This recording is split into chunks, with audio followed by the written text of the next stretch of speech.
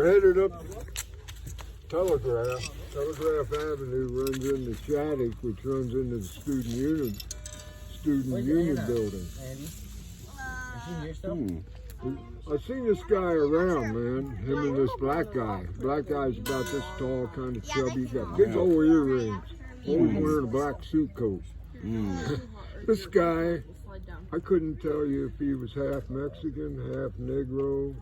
When you looked at him, you just couldn't tell what. He's a tall, skinny guy. It looked like he wore a robe all the time. Wow, a robe. And Telegraph's full of vendors and I don't know, man. They had this one store had a stuffed camel in it you could have bought, and some other stuffed animals. And it's all freaks, and you know, it's kind of like the Haight-Ashbury of is what I call it of Berkeley, right there. Oh, nice, yeah. The Student Union Center's right there. You got people selling fruit out front and buttons and hot dogs. How come did you change the water in them hot dogs? Yeah, people like that. And there's a guy in a suit with a Bible.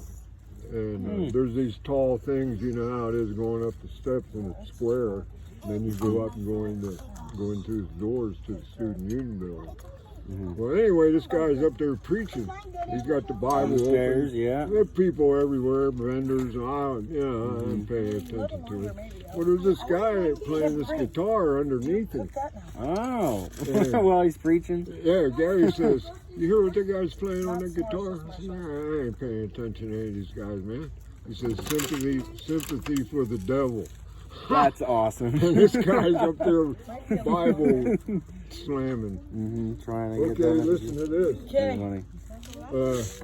As we leave the crash pad, we come around the corner, and there's that guy. And he had curly hair like. It was blonde, but it wasn't blonde. The preacher or the guitar guy? No, this is the hustler. Oh, right.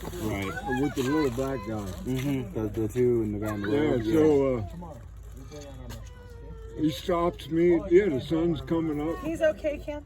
We're getting ready to hitchhike out of town. Good night, Ken. And he's got 3 queens. He shuffles them and he said, pick a queen. Well, I seen it. I said, right there. There it was. Now, he might have laid the $15 down. I can't remember. We only had $15 between us. Okay. He says, okay, $15. I said, yeah, I got $15 now. I said, it's too easy, man. I go, I'll give Gary 15. We got 30 bucks, man. We don't have to panhandle anymore.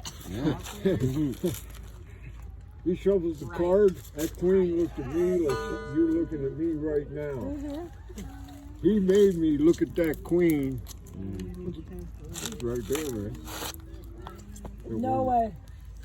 He grabbed his $15, which was my $15. Did he run? No, he didn't run, but boy, he was gone. And what just happened, Gary? Sad. On top of a trash can. Sun's come.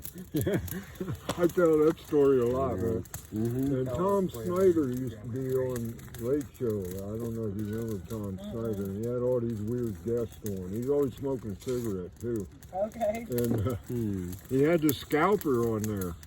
Old guy with beard, long hair and that. And they brought up the shell game. And the scalper says, don't ever play the shell game because you'll never win. We're a little late now, man. Right? Yeah. It's like a year or 2 later.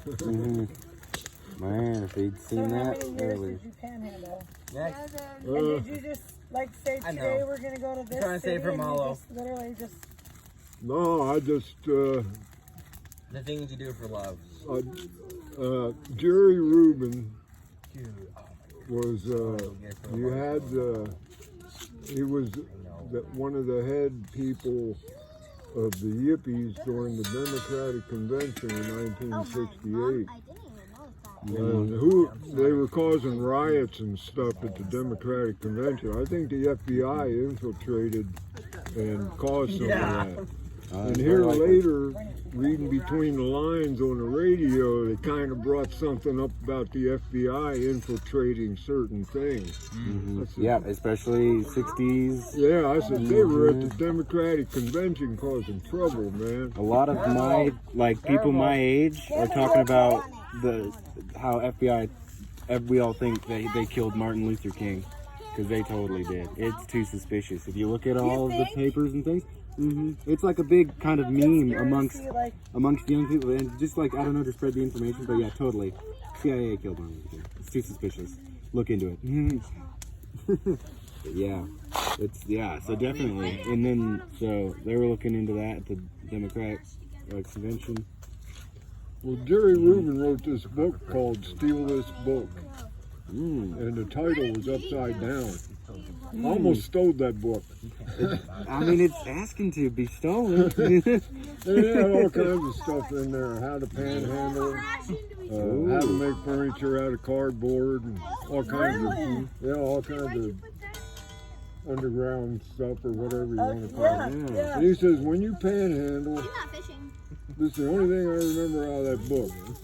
He says, I'll panhandle right now if I'm broke enough. Not around here, I'll bum $5 off of you. Of course, I'll pay you back, but I panhandle a lot. Years. when I was on the road. And you gotta survive somehow, right? yeah. I mean, I have a camper. Well, the place Yeah, is you open. don't make $30 a day like them guys that spin on your windshield and wipe it off. You only make $1. Well, in them days, $1 went a long ways. Oh yeah, a lot more. A couple bucks. And That's why I think it's big. let's see. Brinley, we're not staying up. So what late did it yesterday. say in the book about panhandling? Oh. It told you how to do it? Yeah, Or? he says. Yeah, that's what I was gonna say. There's an art to it. Yeah, I'm so excited about talking about myself. I can't remember what I'm saying. But anyway, he says, just don't lean up against the wall and put your hand out and say, hey, buddy, you got a spare change. Yeah. I said, well, what do you got to do? Well, he wouldn't tell you. You know, just little chapters and paragraphs and stuff. I see. And I said, wait a minute. If I got 3 cents and I asked you for 2 cents, I'll have a nickel. If I got 2 dimes and I asked you for a nickel, I'll have a quarter. So I started panhandling like that. You're walking by, I say, hey, buddy, I got 3 cents here. If you give me 2 more, I'll have a nickel. I got a dime and a nickel. If you give me another dime, I'll have a quarter. Watch your toes. Right. So they'll reach in their pocket and just give you money, man. Yeah, yeah. Some of them want you You're not off. asking for 20s, you're asking for change. Yeah, a lot of them will ignore you, you know, like, another bum.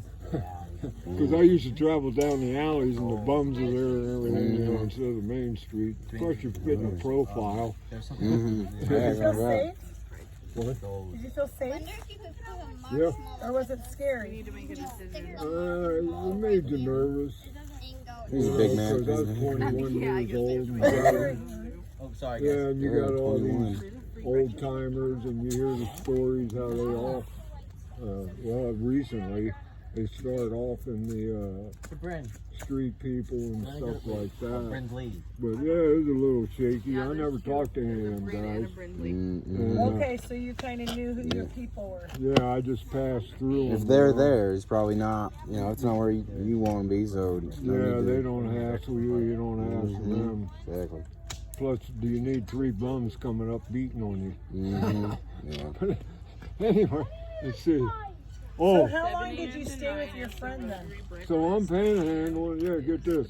Great. And I'd panhandle a lot in 2 p.m. Massachusetts. is the I had to get out of there entertainment because the food state was car after show me. in the city. I'll tell 10 that is story later. Okay. So, in Massachusetts, in California, it was a little different, man. But there was a mini mall, and you could go up 26 stories and go around. If they had security, of course, they wore golden jackets, and you knew there was security. And there's a tobacco shop and an Orange Julius and different little hot dog stands in that mini mall. And you go up 26 Devin, are they stories okay? and look out over the city. And they had one of them telescope things that you put a quarter They're in, Brindley's. So Right. adjust it. if you want them to stop, they'll go for it. Oh, Guys, so stop. I'm No, no, it's outside fine, this it's fine, mini it's mall. Brindley's, okay. Mm-hmm. It's Yeah, they're different. Brindley's. Boy, the streets, people everywhere. It's downtown. So I'm leaning up against the wall at the bank. There's a Wells Fargo. And people go, I say, hey, buddy, you got any spare change? I got 3 cents. You give me 2 more, I'll give you a Get away nickel. from the fireworks. I just gave you some change. Yeah. Hey, man, they didn't invent iPads yet. Mm-hmm. I didn't know I already talked to you, man. Of course, I didn't tell him that because I didn't know what an iPad was. Mm-hmm. Yeah, right. Nobody did. But yeah, that happened to me it's quite a bit, man. Whatever. This guy goes this way and hands me some change.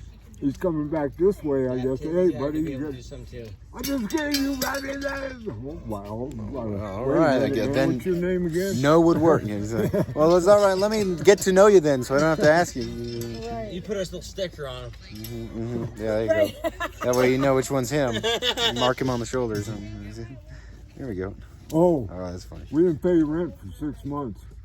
Hmm. And an Egyptian was the landlord. I see. Somebody busted in. We were on Rifle Street up on the 3rd floor.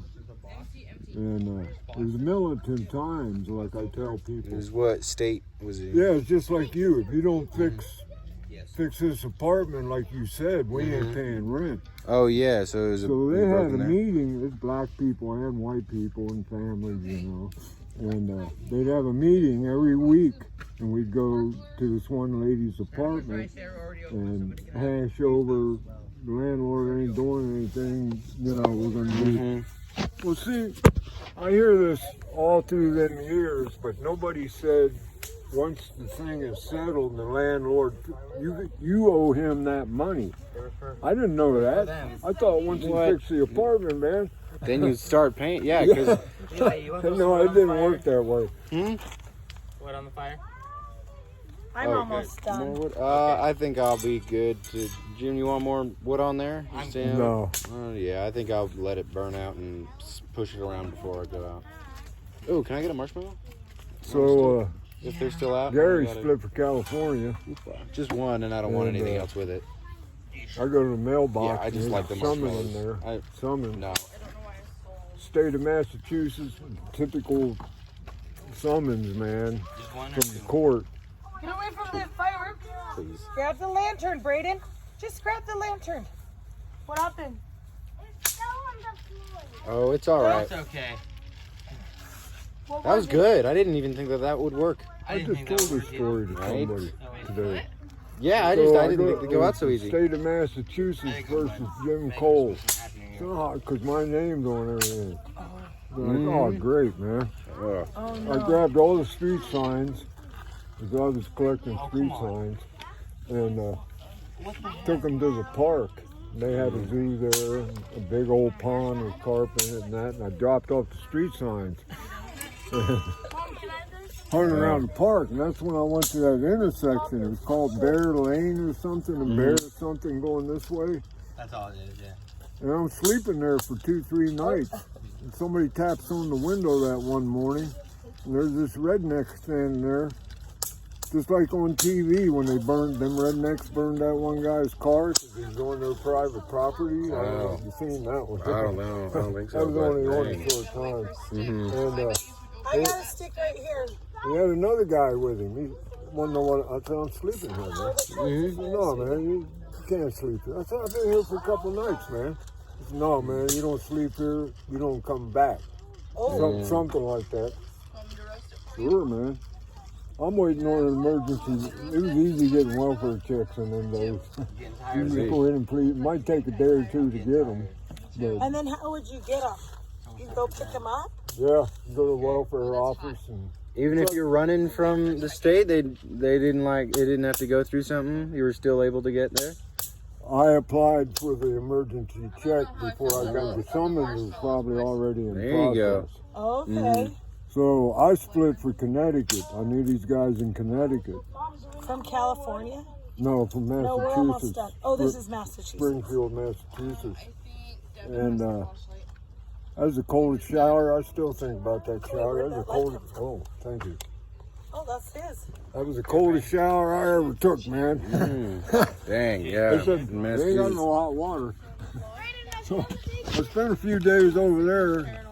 See you later. Nice knowing you. Went back to Massachusetts, got that welfare check, and I was gone, man. Went back to Pennsylvania.